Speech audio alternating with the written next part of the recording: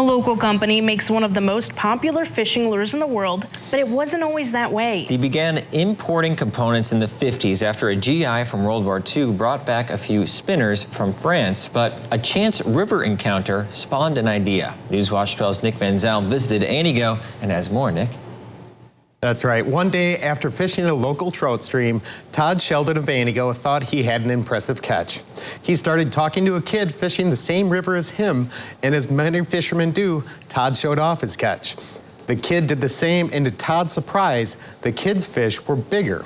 When Todd asked what he was using, it was a Mepps lure, but it had a bit of an alteration. And the kid showed him a Mepps spinner that he had tied Squirrel Tail on. Since the 1950s, Sheldon's, better known as Mepps, has called Anigo home.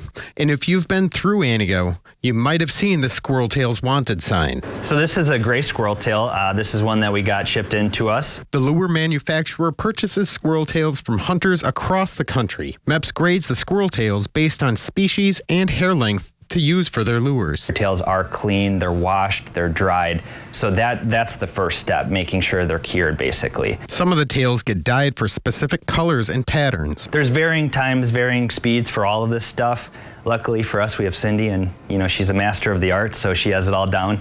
The hair is then hand tied to the lure's hook, coated with resin, and tied off before they're sent to the main plant for assembly. While you might not get rich from selling squirrel tails, Mepps does have a unique system for people who fish. If you send us squirrel tails, we will actually double the value of those squirrel tails that you're sending in to us, and we will replace them with Mepps fishing lures. And that's something that a lot of people like to do here. Sheldon says the lure is just as popular and deadly as it was when his father first used it 70 plus years ago.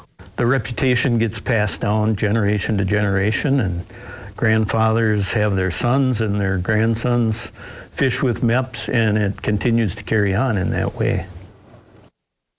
Mepps has caught world record fish from the tropics to the Arctic Circle, and all the fish in Mike's office were actually caught on Mepps spinners.